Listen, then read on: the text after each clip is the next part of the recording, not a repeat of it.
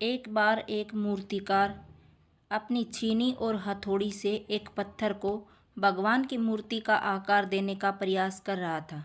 जैसे ही वह छीनी पर अपना हथौड़ा चलाता, वह पत्थर चिल्लाने लगता और कहने लगता कि ये क्या कर रहे हो?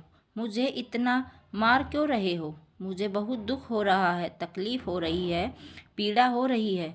मुझे अपने हाल पर छोड़ दो और यहाँ से चले जाओ। मूर्तिकार ने उस पत्थर से कहा, मुझे बहुत अच्छे से पता है कि तुम्हें बहुत ज़्यादा दर्द हो रहा है, तकलीफ़ हो रही है और तुम बहुत ही ज़्यादा पीड़ा में हो। लेकिन यदि आज तुमने इस दर्द को नहीं सहा, इस तकलीफ़ को नहीं सहा, तो जीवन भर तुम यहीं इसी प्रकार से पड़े रहोगे।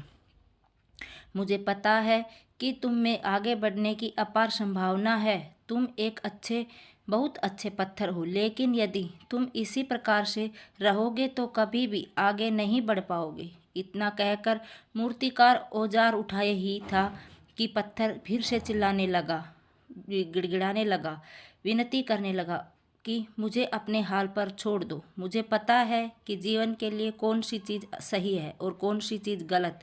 मुझे बहुत ज़्यादा दर्द हो रहा है। अब मैं इस तकलीफ़ को बहुत ज़्यादा नहीं सह सकता। मैं जिस हाल में हूँ उस हाल में छोड़कर मुझे तुम यहाँ से चले जाओ।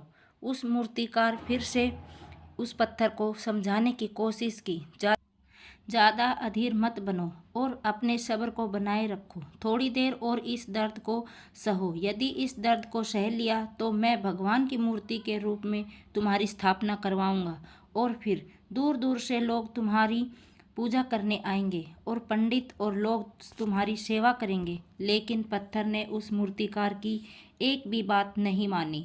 वह चिल्लाता रहा और अपनी बात पर अड़ा रहा। मूर्तिकार ने उस पत्थर को समझाने की बहुत कोशिश की, लेकिन वो पत्थर नहीं माना। अब मूर्तिकार भी थक चुका था और वह उस पत्थर को छोड़कर आगे बढ़ गया और थोड़ी ही दूर जाकर देखा कि एक और बहुत ही अच्छा पत्थर वहाँ पड़ा हुआ है। उसने छीनी और हथौड़ी उठाई और उस पत्थर को मूर्ति बनाने के लिए वो तैयार हो गया। मूर्तिकार ने छीनी और हथौड़ी का वार दूसरे पत्थर पर जारी रखा। दूसरे पत्थर को भी दर्द हुआ, तकलीफ हुई, उससे भी हुई, लेकिन उस पत्थर ने बर्दाश्त कर लिया और देखते ही देखते थोड़ी समय में बाद इस पत्थर ने भगवान की मूर्ति का रूप धारण कर लिया। थोड़ी दिन बाद उस मूर्ति की एक मंदिर में स्थापना हो गई। धीरे धीरे करके लोग वह पूजा पाठ करने आने लगे। लोगों की मन्नतें वहाँ से पूरी होने लगी और वह मंदिर बहुत ही ज़्यादा प्रसिद्ध हो गया। अब धीरे धीरे करके दूर दूर के गांव के लोग वहाँ पूजा पाठ करने आने लगे। फिर एक दिन और उससे पत्थर को उसी मंदिर में लाया गया और उसे एक कोने में रख दिया गया।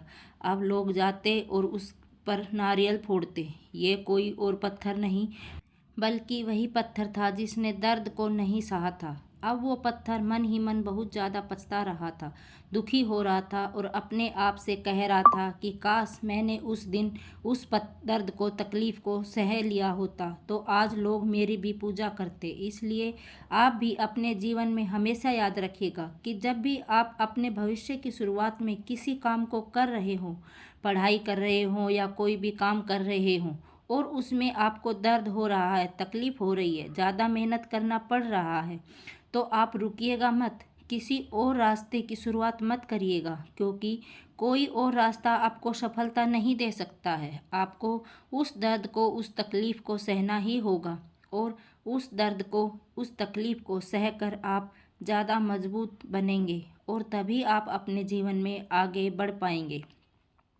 और जीवन में हमेशा याद रखिएगा कि आपको पहले पत्थर की तरह नहीं, बल्कि दूसरे पत्थर की तरह बनना है।